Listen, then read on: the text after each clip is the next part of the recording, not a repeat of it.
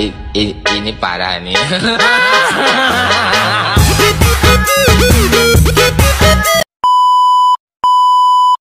Assalamualaikum warahmatullahi wabarakatuh. Kita jumpa lagi di kabar berita video terbaru kami. Berita pertama masih seputar channelnya Tanpa Ragi, yang kali ini channelnya Tanpa Ragi memfitnah Rasulullah dan memframing atas statementnya Ustadz Zuma. Berita kedua, Resuli Lubis pindah dari Mentawai Siberut ke Kalimantan Barat dalam penginjilannya. Berita ketiga, ada dua yang mengaku murtadin dan bikin kesaksian, dan rupanya yang ngaku murtadin ini pernah berteman dengan Pastor Seret.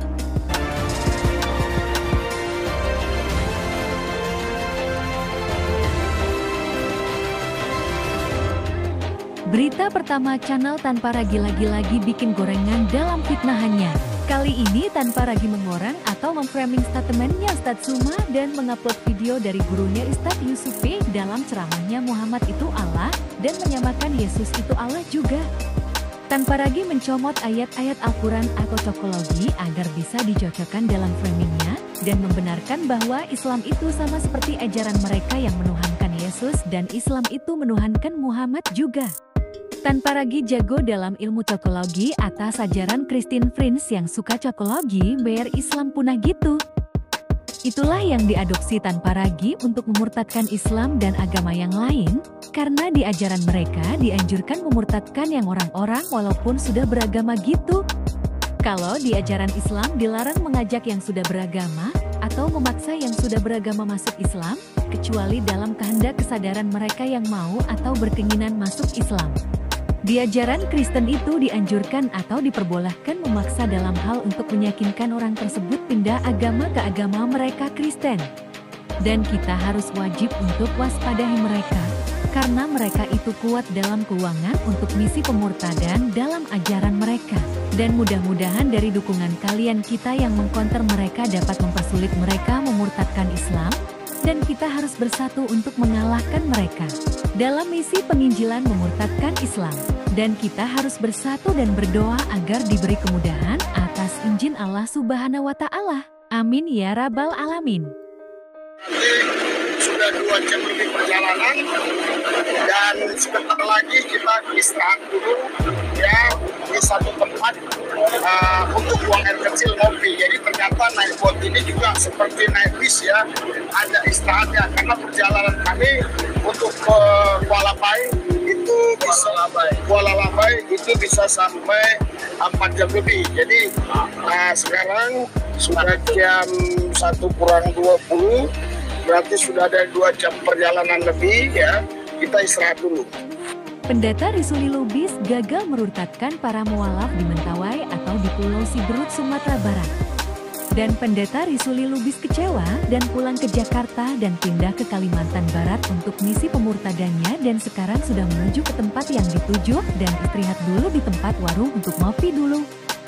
Sedangkan channel HMC senang mengkonter dan mengikuti perkembangan Pendeta Resuli Lubis dengan kunjungan misi pemurtadan ke dalam pedalaman di terpencil di Indonesia. Nih lewat bank dia, iya ini wajar gitu kawan-kawan. Karena dia kesana udah keluar uang sendiri. Dia udah keluar uang sendiri gitu. Dia ambil resiko kan. Memang pasti ada yang transfer, tapi kan belum tentu bisa balik modal. Belum tentu bisa untung gitu. Nah, ini kan pertaruhan dari seorang Resuli Lubis gitu. Pertaruhan dia. Kalau dia berhasil membuat orang menjadi Kristen, biasanya lebih banyak lagi yang ngasih. Nah, jadi kenapa Resuli Lubis memilih Kalimantan? Karena baik. Jadi Pendeta Resuli Lubis mendatangi desa Kuala Labai di Kalimantan Barat ini dengan tujuan ya seperti biasa, ya melakukan misi penginjilan, di mana ya tujuannya adalah mengajak orang untuk menyembah Yesus, untuk mengikuti Yesus ya, karena memang ya namanya penginjilan tentu saja seperti itu, mengajak orang-orang untuk menjadi agama Kristen. Siapa yang jadi targetnya? Ya tentu saja semua orang yang belum menjadi Kristen. Kalau kita bicara Indonesia, tentu saja target utamanya adalah umat Muslim ya. Umat Muslim yang tentu saja ini sangat empuk ya, sangat empuk karena jumlahnya banyak dan bisa untuk diajak menjadi Kristen. Kenapa Arisuli Lubis suka dengan pedalaman-pedalaman? Karena kita harus tahu ya, orang-orang di pedalaman ini kan istilahnya fokusnya itu biasanya hanya kerja dan kerja gitu. Kalau bicara ilmu, ya agama biasanya ya, mohon maaf kalau salah gitu, biasanya agak kurang gitu, karena fokus mereka hanya bekerja, dan biasanya wilayah-wilayah pedalaman kita ini kurang pendakwa juga. Ya, jarang ulama-ulama atau ustadz-ustadz juga di sana memberikan kajian-kajian, sehingga yang namanya daerah pedalaman ini masih gampang gitu, masih gampang untuk ya dipindah-pindahkan ya. Jadi dibujuk rayunya juga gampang, apalagi di daerah pedalaman ini setiap yang mereka lakukan kan nggak ketahuan sama kita. Beda dengan di kota gitu. Kalau kamu misalnya melakukan misi penginjilan atau melakukan sesuatu ya, misalnya bagi-bagi sembako atau apa gitu kan, nah, biasanya ada yang ngerekam gitu.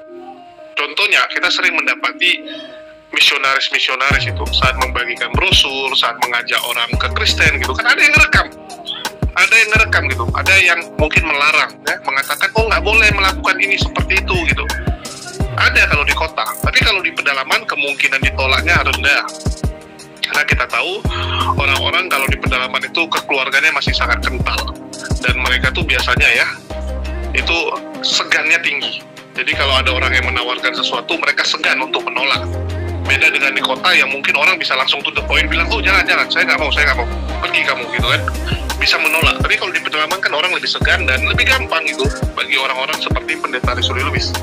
Oke, itu penjelasan singkat kenapa. Yang jelas kita usahakan hadir.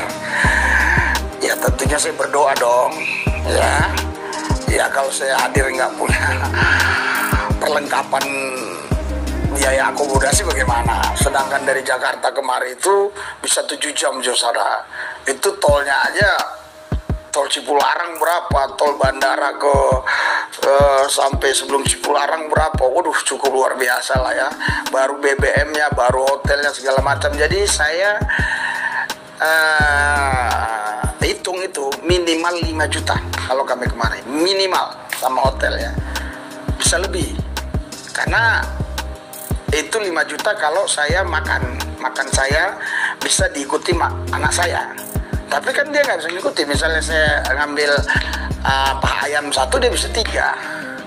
Anak saya gede, saudara, tingginya 180 bobotnya gede. Wow, kalau ada yang mau ngapain saya misalnya, kalau ini masih sistem saya dulu, kepercayaan saya dulu, berani melawan ya, untuk numbangkan dia 4 orang lah kan gitu kan. Nih ya, itu pun belum tentu tumbang badannya begitu ya kan.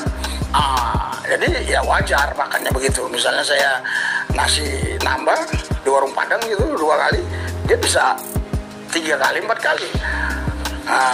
Jadi cukup banyaklah dana biaya yang kami perlukan. Ya, ini belum lagi ya, kalau Anda mau dukung Pak MKC lewat Ibu Warma itu ada nomor rekeningnya di bawah. Tapi jangan lupa juga dukung saya. Kalau saya nggak kemari, siapa yang upload? Nomor rekeningnya di bawah.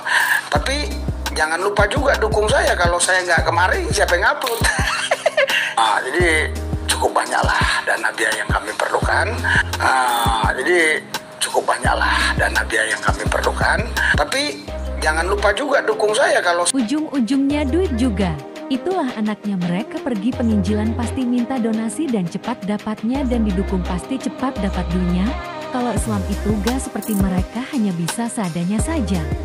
Yang lalu teman-teman bisa lihat. Ibu ini dibaptis nih, dibaptis di tong, luar biasa ya, kita lihat. di dalam nama Yesus Kristus, dalam nama Yesus, dalam nama Yesus. Dalam nama Yesus, tundukkan dalam nama Yesus. Haleluya, haleluya, haleluya, haleluya, haleluya, haleluya, haleluya, haleluya, haleluya.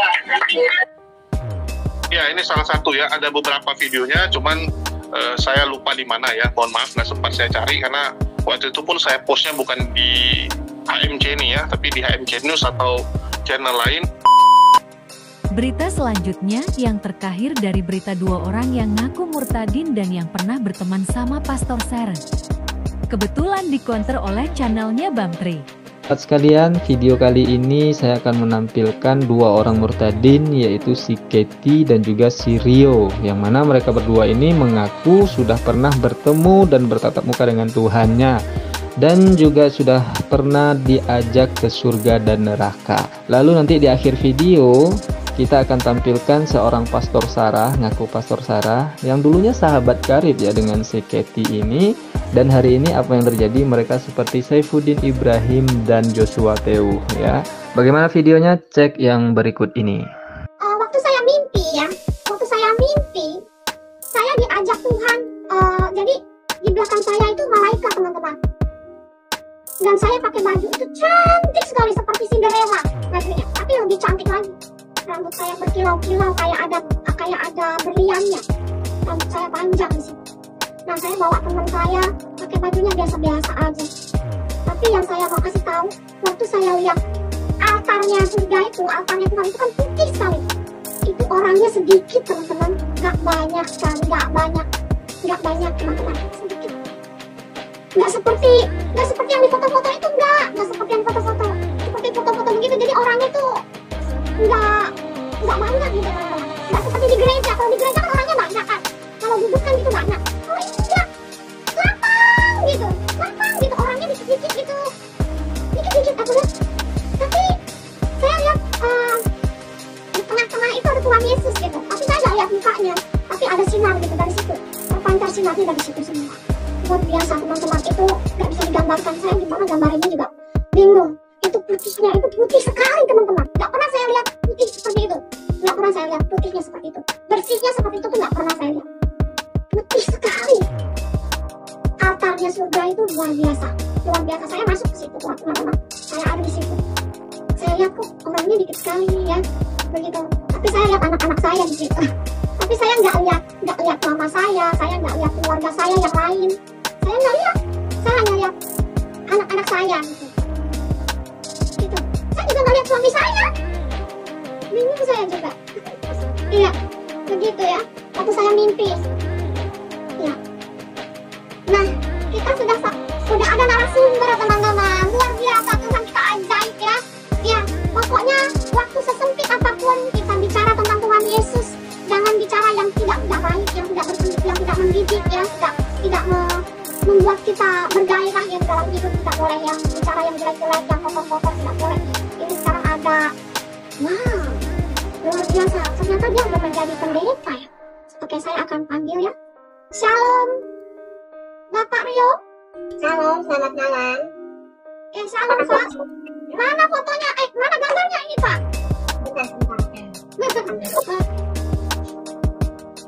Shalom, selamat malam semuanya, Bapak Ibu Saudara kasih nama Tuhan. Shalom. Bapak apa kabar, Pak? Baik, puji Tuhan. Ibu, gimana suara saya bagus ya, terdengar? Excellent, bagus. Dan maaf ya, tempatnya ya. Soalnya apa namanya, oke. Ya. Sudah siap kesekian teman-teman kita sudah nunggu ini ya, Pak? Ya, mohon maaf, tadi saya juga lagi kuliah. Pak, kita di sini juga lagi kuliah nih, Pak. Yang 21.30 saya on time kan. Iya, sama-sama ya, Pak ya, nggak apa-apa. Tuhan Yesus berkati, silahkan bersaksi ya, Pak. Ya, pada waktu itu ketika Tuhan itu sudah datang menjumpai karena hidup saya bagaikan meteor yang sangat luar biasa, ada suara seperti ini, Bapak Ibu Saudara. Rio, ikutilah aku, sampai dia menjulurkan tangannya seperti ini. Dan saya nggak ngerti kenapa ada suara seperti itu, Rio, ikutilah aku.